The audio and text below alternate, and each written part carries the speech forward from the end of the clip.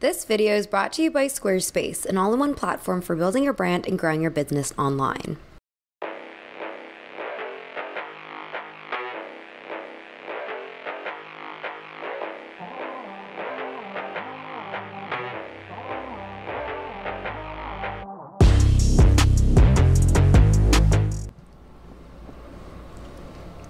Hello, my beautiful doves. My name is Mina. Welcome back. And today we have a lot to discuss. I'm mainly going to be talking about teenage girlhood, internet aesthetic trends, and what I call toxic femininity. And if you're a little lost, don't worry, it's all going to make sense by the end of this video.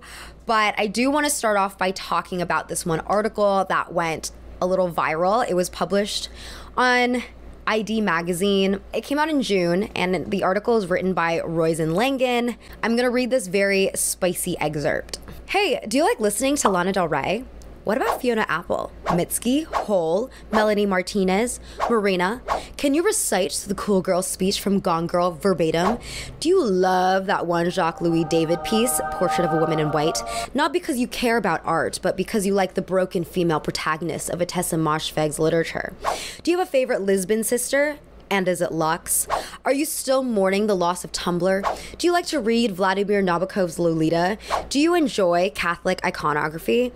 Press to describe yourself or to have others describe you. Would you be comfortable with adjectives like toxic or manipulative? If the answer to any of these questions is yes, then congratulations, you might be a femcel. So this article got a lot of heat on TikTok and Twitter mostly for a lot of reasons. Me personally, when I read this article, the first thing that came up into my head was, is this not just Tumblr sad girl 2014 culture repackaged?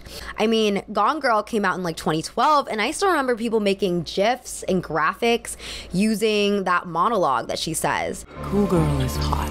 Cool girl is gay. Cool girl is fun. Cool girl never gets angry at her man. Lana Del Rey and Marina and the Diamonds were like the poster girls of the Tumblr sad girl era.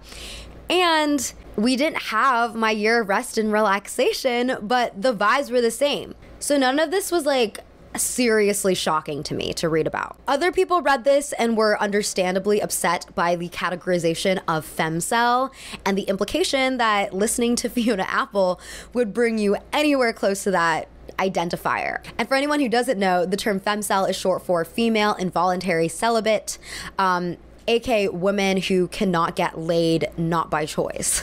And then there are just people who are upset about being categorized at all for having particular interests. Like, just because you read this one book and you like it, or just because you like this one female artist, why do you have to be put and shoved into this aesthetic category? This TikToker posted a video complaining about it with the caption, "I'll never forgive you all for what you've done to Fiona Apple. She's not a femcel, that is literally not a thing. And she's not a part of this stupid niche, girl-interrupted, red scare, coquette, Lana Del Rey, Diet Coke, Kate Moss shit.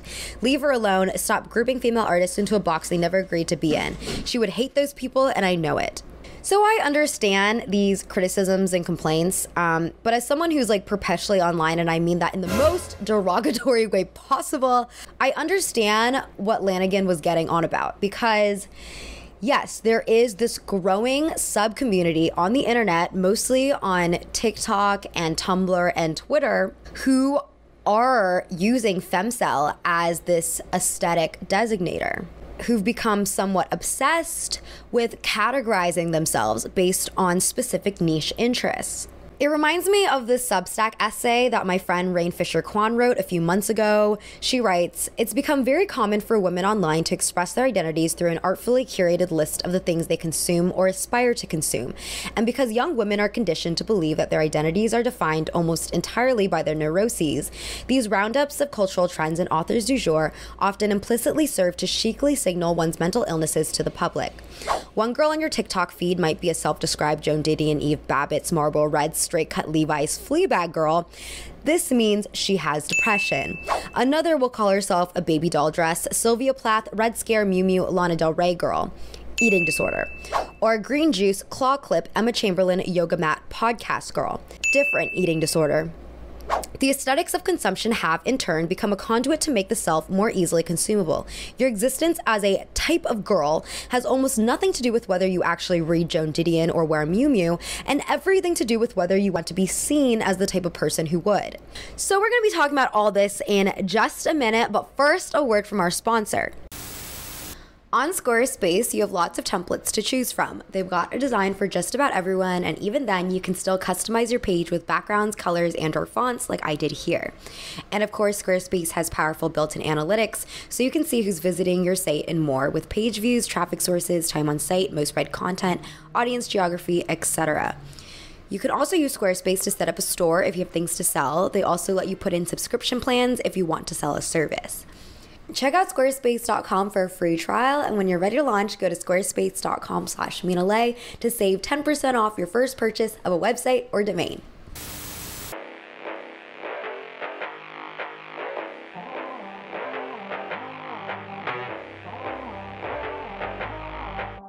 So the term that Lanigan uses to describe this niche set of interests or describe this new aesthetic is femcelcore. But before we can talk about what femcelcore is, we got to start with the roots, which are unfortunately incels. The word incel, by the way, stands for involuntary celibate, aka someone who cannot get laid, not by choice.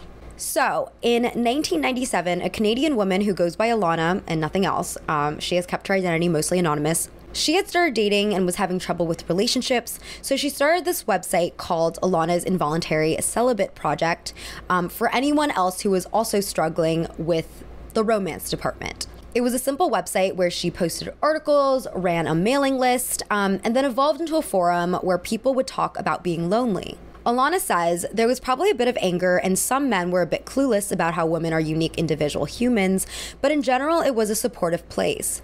The word incel used to mean anybody of any gender who was lonely, had never had sex, or who hadn't had a relationship in a long time. Fast forward to 2014, a 22-year-old man named Elliot Rodger went on a shooting and stabbing spree in Isla Vista, California, killing 6 people and injuring 14 before offing himself. It was revealed that before his death, he had distributed a 141-page document about his hatred towards women that was caused by his intense frustration of being a virgin. And then in 2018, 25-year-old Alec Minassian drove his van into a crowded sidewalk in Toronto, killing 10 people and injuring 16. After the attack, he told investigators that he was an incel and that his actions were a revenge plot over him not being able to get laid. The incel community has thus developed in the worst way possible, from being a fringe internet group to a recognized terrorist threat. So I compare them to femcels.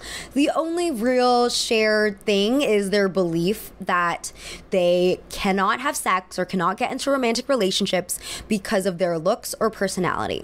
And even though a lot of people feel this type of way, at least during one point in their lives, femcels believe there's something significantly wrong with them that makes them different from other women. According to the now defunct Reddit thread, True Femcels, to be a femcel, you have to have defects that must exceed those of normal women and exist in a much more severe form.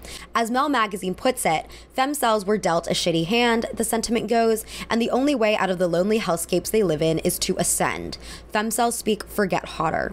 Since the Reddit thread has been banned, it's difficult to mine it for content unless you know how to use like internet archive tools.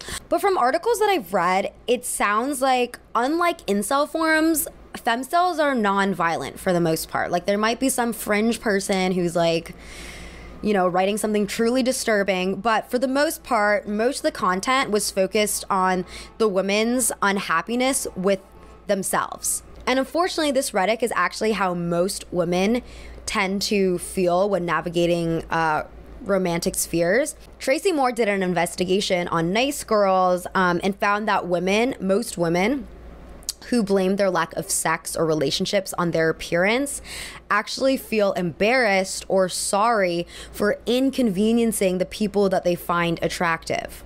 That's not to say that there are absolutely no problems in the femcel community, though. Lorelei Alverson researched femcel forums and found that despite several members identifying as people of color, the vast majority of users across femcel forums are white and leverage this whiteness in disputes. There are also a lot of transphobic femcels who express anger towards trans women who are able to get facial feminization surgery covered by their health insurance. And I think even like people who are not outwardly transphobic, the lingo that's used among like femcel speak, and the assumptions that they have about women tend to fall into this like gender essentialist, like there are only two genders mindset, which ends up becoming a breeding ground for transphobic trains of thought.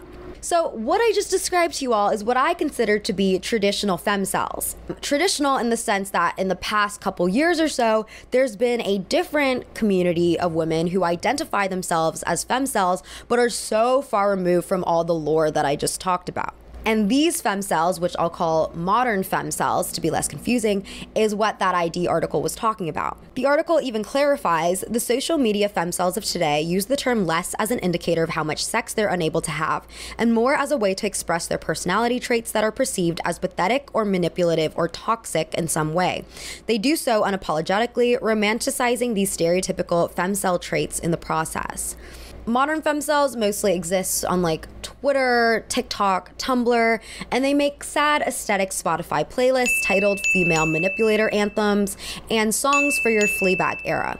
By the way, I've like referenced Fleabag eras in previous videos, but not yet in this video. And basically, Fleabag is a TV show that centers around this pretty problematic female protagonist, and the term Fleabag era refers to anyone who is essentially embracing chaos and mess to deal with trauma rather than seeking help.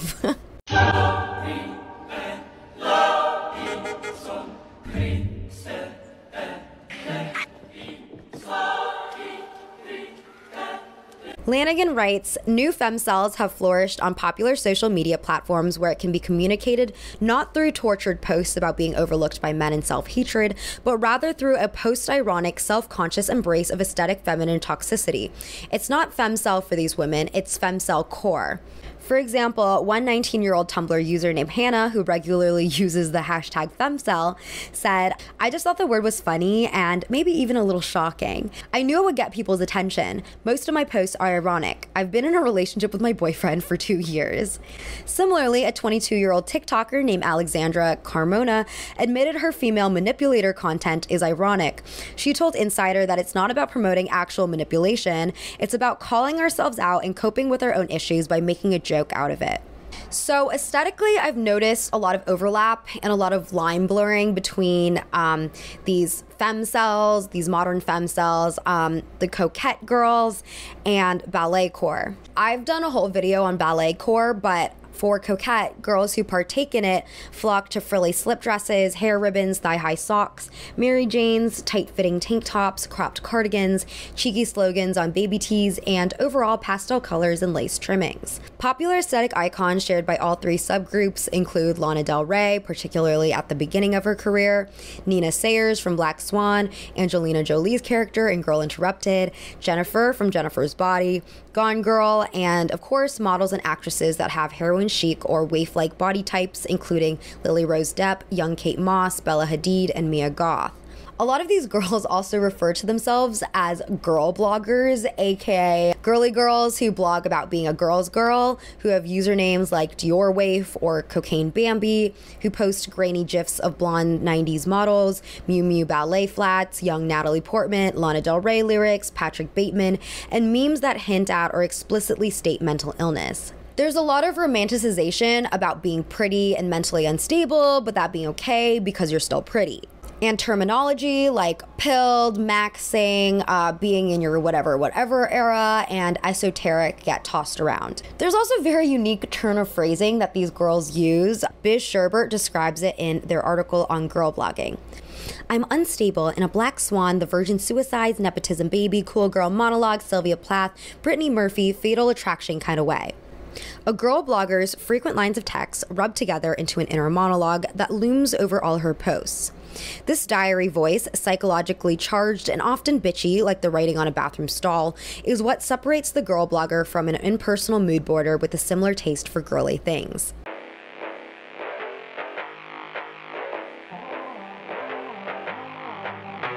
You can't keep getting away with it! So, just to recap on what was happening on Tumblr around 2012 to 2015, a popular subculture on Tumblr revolved heavily around Lana Del Rey gifs and lyrics, black and white photos with sad captions overlaid on them, and cigarette, self-harm, and drug motifs. And who can forget the hashtag pretty when you cry selfies? This was all part of a movement now known as like the sad girl era. Rosemary Curtin defined a sad girl for ID as one who listens to better music than you and might spend her alone time watching French films from the 60s or angsty TV shows from the 90s. But even before the 2010s, the sad girl was not a new phenomenon. Like, think of Romeo and Juliet, think of Ophelia from Hamlet, think of Jane Eyre. And yes, there were always shared aesthetics and films and songs that sad girls leaned onto, as Rain puts it, to chicly signal one's mental illness. But I will say it wasn't as self-aware or self-commodifying as the girl bloggers are today. Sad girls mostly posted stream of conscious thoughts into the void on Tumblr, and our collective interest in Arctic Monkeys and Marina and the Diamonds music felt more like coincidence than a calculated attempt to aestheticize our own identities. At this time, journalists were releasing think pieces about how the sad girl aesthetic movement romanticized clinical depression and eating disorders, which I definitely agree that it was. I don't think it was intentional. Like, I don't think any movie director or any songwriter was explicitly trying to delegitimize mental illness with their music, but that's just what happened. And it definitely didn't help that being sad was considered cool. And so a lot of teenage girls who probably weren't actually battling with serious mental illnesses kind of induced traits of those mental illnesses within themselves as an attempt to fit in. The sad girl movement wasn't just pervasive on Tumblr, though. There were brands that were selling pins, tote bags, and necklaces with phrases like Sad Girl Club and other slogans on them. Hannah Mae wrote for Hello Giggles, even more disturbing than teens using depression to be cool is the possibility of companies marketing depression to those teens to make a quick buck. Granted, I think one of the main issues these days is how out of hand consumerism has gotten. And consumerism is unfortunately a byproduct of making everything into different aesthetics. I asked what people thought about this topic on my Instagram stories a couple days ago, and one person said, I feel like now more than ever, these aesthetics are so intertwined with consumerism/trend cycles. Similarly, another person said, we can let women be angry without attaching an aesthetic/a title to it.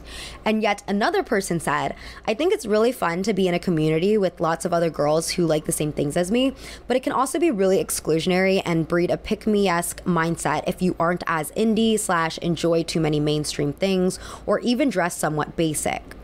I think these are all very valid points. I also think that they are points that were valid back in the 2010s. If anyone remembers like the whole hipster trend.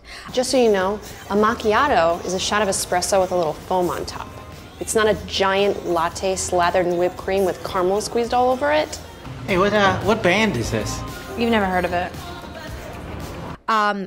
To really qualify as a hipster, it wasn't enough to just like the same things as everyone else or have the same kind of ideology. Like, you had to get the square glasses, you had to wear the infinity scarves, you had to have some mustache motifs somewhere on your body, or else your friends were probably like, are you really a hipster?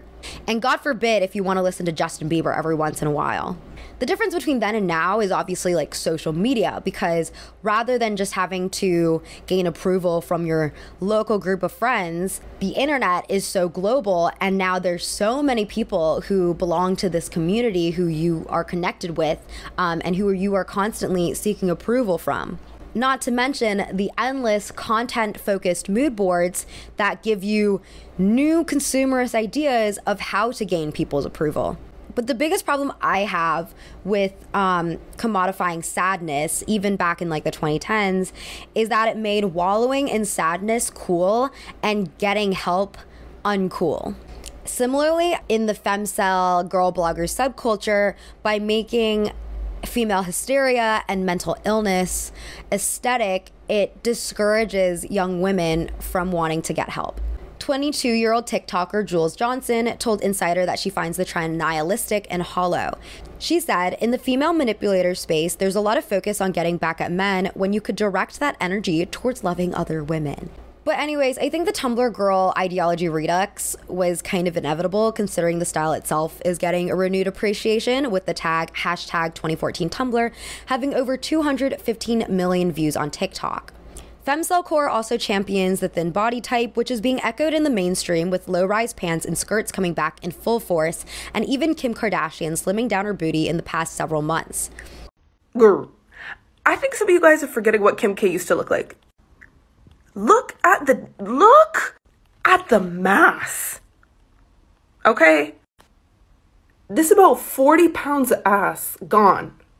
Because of how influential the Kardashians are, and because they were kind of the ones to popularize BBLs in the past 10 years to begin with, a lot of people feel like them shrinking their asses is a sign that the BBL era is over. BBL, by the way, stands for Brazilian butt lift, which is a very dangerous procedure that shifts the fat in your stomach into your booty to give you a more curvaceous figure. Even without the Kardashians' involvement, it might just be the natural course of body type trends that's dictating this shift in silhouette, because as we all know, very unfortunately, throughout the course of history, women's silhouettes have been trends. It's dipped from curvy to skinny to curvy to skinny, and we've just been curvy in the last 10 years, and I guess it's time to go back to skinny. Obviously, I think BBLs and kind of escaping that phase is a good thing, because BBLs are incredibly dangerous. Like, you can literally die on the operating table for getting one. But I don't think going the other end of the spectrum is better, because I grew up in the 90s and 2000s. Like, everyone had an eating disorder because of how skinny everyone in the media was. Do you know what really just kills me about this whole thing? It's the clothes that you're gonna get. I mean, you don't deserve them. You eat carbs, for Christ's sake.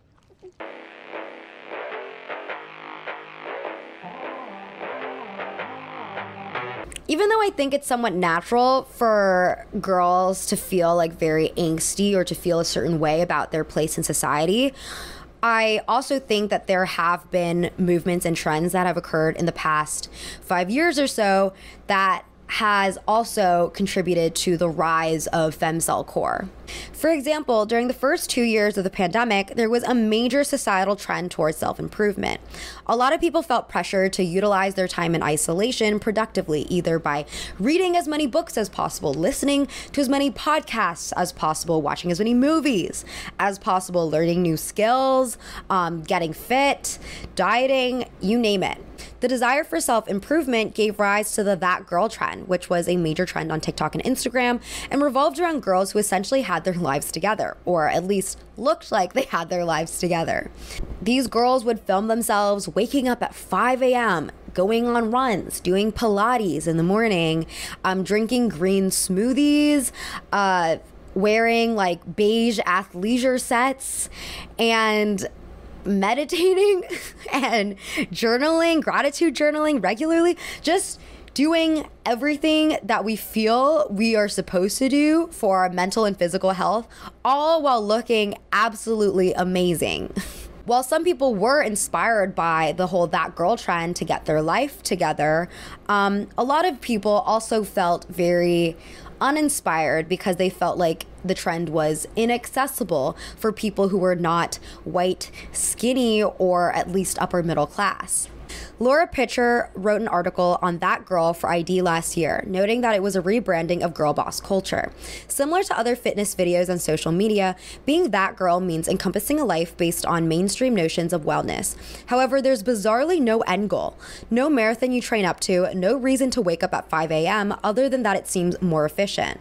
And this is just like a general thing with our society, like a general problem, where a lot of our health goals are focused on aesthetic motivation motivations rather than scientific ones. For example, a lot of like dieting books talk about how to lose weight, but not why you should want to lose weight. Because our dieting culture revolves around looking thin, not being healthier for whatever your body type allows. It actually is a healthy thing for their bodies to do, but just because they feel like it's more aesthetically productive. So because there's a lot of pressure to constantly be improving yourself, it makes sense that there would inevitably be a movement that pushes back against that kind of rhetoric. Gia Tolentino wrote in her book Trick Mirror, "The ideal woman has always been conceptually overworked, an inorganic thing engineered to look natural. Figuring out how to get better at being a woman is a ridiculous and often amoral project." A lot of girls have taken this desire to not be perfect to the extreme, though. Lanigan also wrote another article earlier this year talking about Feral Girl Summer, which explored the part satirical but part very true desire to just be imperfect. The ultimate power of being in your Fleabag era or being a femcel or embracing a feral girl summer is that you're allegedly self-aware.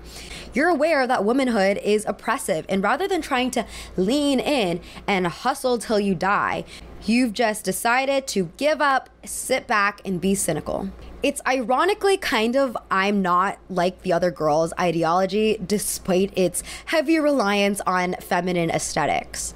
I don't think having like a little nihilistic era every so often in your life is a bad thing inherently, but I think it can be dangerous if it goes to extreme or if it becomes so mainstream that it takes up valuable conversation space for actually productive feminist action.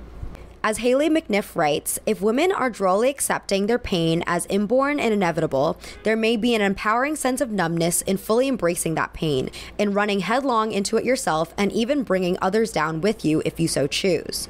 It's definitely frustrating, and one of like the number one complaints I got from my Instagram stories were women saying that the movement is just not reasonable for a woman of color or a girl of color to partake in. Aurora Moore wrote a great article on this and how disassociating to the world's problems keeps oppressors comfortably empowered.